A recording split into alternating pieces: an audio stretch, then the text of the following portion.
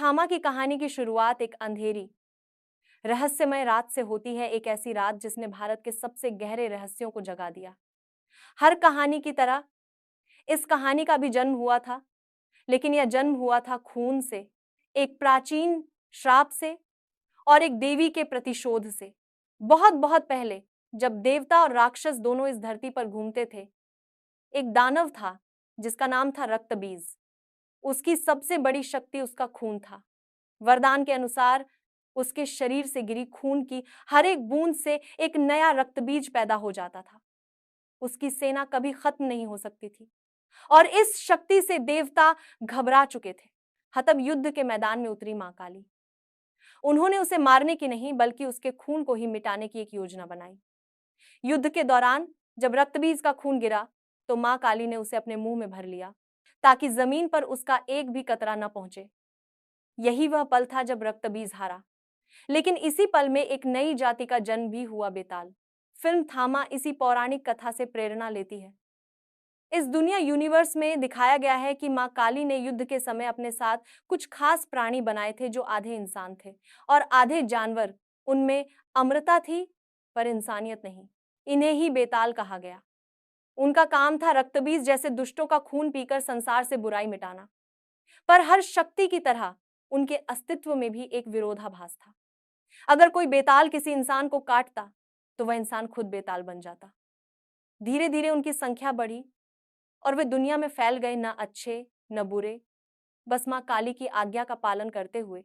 आजिर में सदियां बीत गईं, सभ्यताएं आईं और गईं, बड़े बड़े साम्राज्य खत्म हो गए, पर बेताल अमर रहे।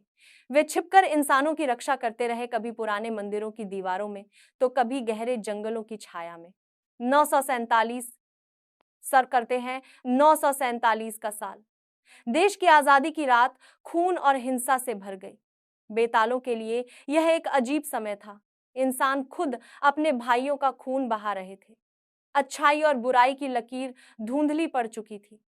अब उन्हें समझ नहीं आ रहा था कि किसका खून पिए और किसे बचाएं। उन्होंने मिलकर यह फैसला किया कि अब से वे इंसानों का खून नहीं पिएंगे। वे जंगलों में लौट गए और जीने के लिए जानवरों पर निर्भर हो गए। लेकिन उनमें से एक सबसे पुराना और सबसे शक्तिशाली बेताल यक्षासन इस फैसले से सहमत नहीं था। उसे लगा कि इंसानों ने धरती को गंदा कर दिया है और अब उनका अंत होना चाहिए। उसके भीतर अहंकार पैदा हो गया। बाकी बेतालों ने मिलकर उसे एक अंधेरी गुफा में बंद कर दिया। जाते जाते यक्षासन ने एक श्राप दिया, जिस दिन कोई बेताल फिर किसी इंसान को काटेगा, उसी दिन मैं जाग जाऊंगा।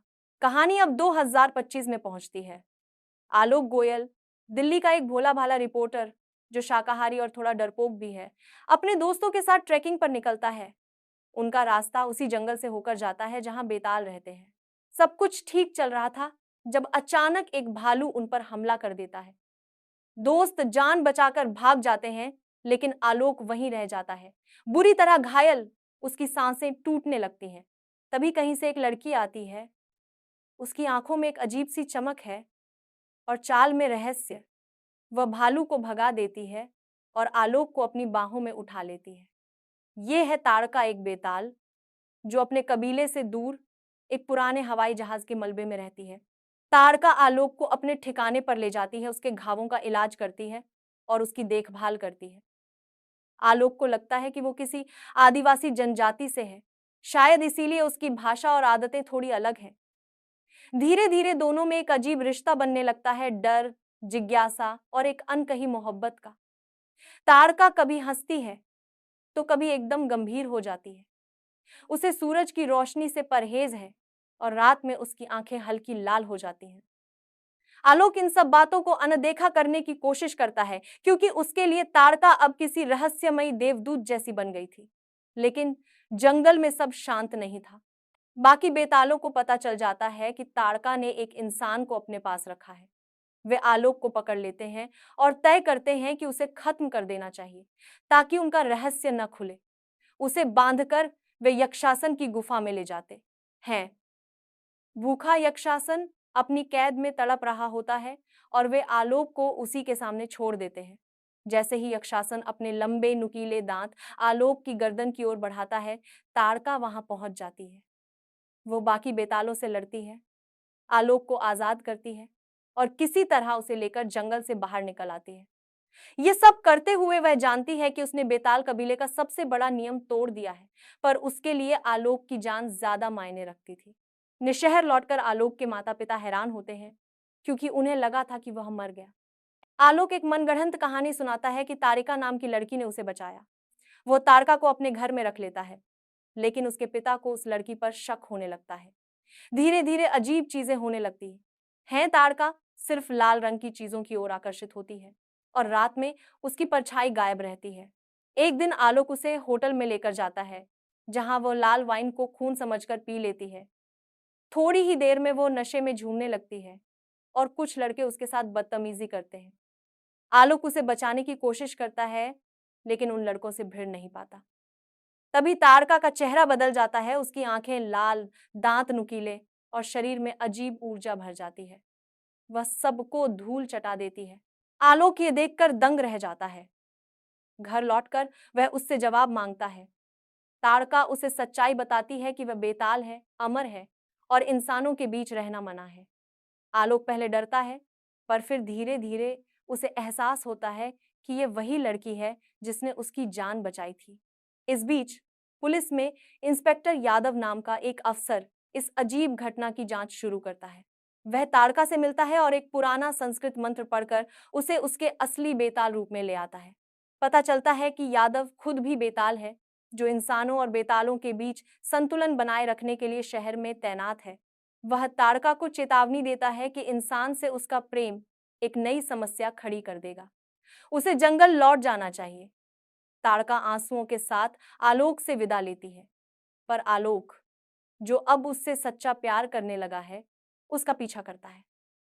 रास्ते में उसकी कार का भयानक एक्सीडेंट हो जाता है और उसकी मौत हो जाती है। तारका पूरी तरह टूट जाती है। वह उसके बेजान शरीर को गोद में लेकर बैठी रहती है। उसे अचानक वह श्राप याद आता है कि अगर किसी इंसान को बेताल ने काटा तो यक्षासन जाग जाएगा। पर उस वक्त उसके लिए यह श्राप नहीं, बल्कि एक उम्मीद थी। वह आलोक को काट लेती है और उसका रक्त अपने मुंह में भर लेती है। कुछ देर तक कुछ नहीं होता, फिर आलोक की उंगलियां हिलती हैं। वह जिंदा हो उठता है, लेकिन अब उसका दिल नहीं धड़कता। उसकी आंखें गहरी लाल हैं और त्वचा ठंडी। वह अब आधा इंसान, आधा बेताल बन चुका है। जब वह आईने में खुद को देखता है तो एक पल के लिए डर जाता है, लेकिन जब तारका उसे अपनी बाहों में भर लेती है तो उसे एहसास होता है कि अब वे दोनों एक ही हैं, जिंदा भी और मरे हुए भी। जब तारका ने आलोक को काटा, उसी पल सिर्फ उसकी किस्मत नहीं, बल्कि पूरी बेताल जाति की दिशा बदल गई। दूर उस पुरानी गुफा में, जहां यक्षासन सदियों से कैद था, पत्थर की बेड़ियां धीरे धीरे टूटने लगीं। अंधेरे में उसकी नीली आंखें खुली और उसके होंठों एक है शब्द निकला, अब मैं मुक्त हूं। जंगल में एक ऐसी हवा चली जिसने पेड़ों को सिहरने पर मजबूर कर दिया। तारका को कुछ समझ नहीं आता। आलोक जिंदा है, मगर उसकी धड़कनें नहीं चल रही। उसके होंठ ठंडे हैं, आंखों में एक अजीब सी लाल चमक।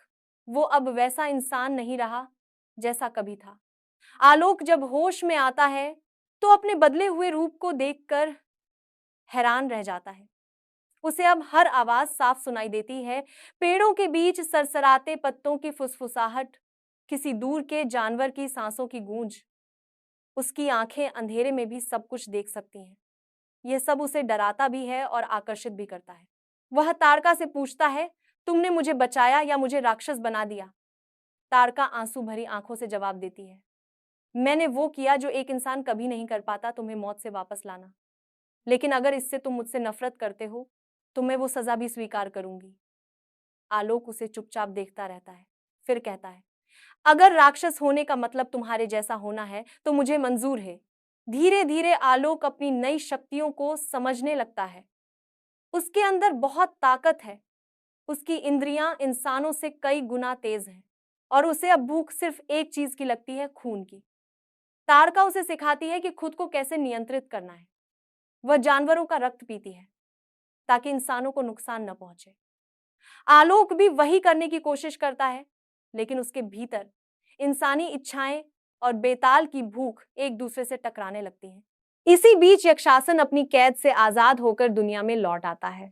वह अब पहले से कहीं ज्यादा शक्तिशाली है। उसका शरीर आधा धुएं में बदल चुका है। वह सभी बेतालों को अपने अधीन बुलाता है। उसका मकसद है मां काली की बनाई व्यवस्था को मिटाकर एक नया साम्राज्य खड़ा करना, जहां न इंसान हो, न भावनाएं, सिर्फ अमृता और डर।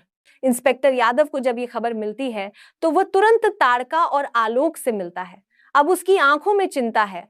वो कहता है, श्राप टूट गया है, यक्षासन जाग चुका है। अगर उसने अपना काम शुरू कर दिया तो इंसानों का खून धरती पर फिर से बहेगा। आलोक पूछता है, उसे कैसे रोका जा सकता है? यादव कहता है, यक्षासन को हराने का एक ही तरीका है, उसी रक्त से जो उसे जगाता है। आलोक समझ जाता है वो रक्त उसका अपना है। ताड़का विरोध करती है, नहीं, उसे अकेले जाना होगा तो मैं नहीं रहने दूंगी। लेकिन आलोक दृढ़ निश्चय के साथ जवाब देता है, तुमने मुझे मरने से बचाया था, अब मेरी बारी है इस दुनिया को बचाने की। दोनों के बीच का यह सीन फिल्म के सबसे इमोशनल में से एक बन जाता है, जहां प्रेम और त्याग एक दूसरे में घुल जाते हैं। दिस इज बेलिमेशन आर्स, दिस सेक्स is because, this is because. अब कहानी अपने अंतिम चरण में प्रवेश करती है। यक्षासन ने दिल्ली के बाहर के एक पुराने मंदिर को अपना ठिकाना बना लिया है। यादव और कुछ पुराने बेताल उस पर हमला करने की योजना बनाते हैं। रात गहराती है, दूसरा दिनेश, और आसमान में लाल चांद उगता है, वही चांद जिसे बेताल रक्त चंद्र कहते हैं, जो तभी निकलता है जब कोई अमर मरने वाला हो।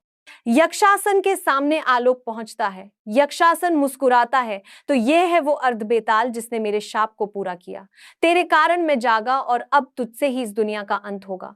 आलोक कहता है, अगर तेरी अमृता में मासूमों का खून शामिल है तो मैं उस अमृता को मिटा दूंगा। युद्ध शुरू होता है। ये सिर्फ शक्ति का नहीं बल्कि आत्मा का भी युद्ध है। यक्षासन हर वार के साथ और विशाल होता जाता है। आलोक उसके सामने कमजोर पड़ता है, लेकिन तभी ताड़का वहां पहुंचती है। वो आलोक के साथ लड़ने लगती है। दोनों का तालमेल ऐसा है जैसे दो आत्माएं एक दूसरे की हर धड़कन समझती हो। लड़ाई के बीच में यक्षासन उसे जकड़ लेता है और कहता है, तू अब मेरा दास बनेगा, तेरे रक्त में मेरी छाया है, तू मेरा ही अंश है। आलोक का शरीर नीली रोशनी में लिपटने लगता है। वो खुद पर नियंत्रण खोने लगता है। ताड़का चिल्लाती है, आलोक, खुद को याद कर, तू वो नहीं जो ये बनाना चाहता है। आलोक की आंखों में एक पल के लिए ताड़का की छवि झलकती है।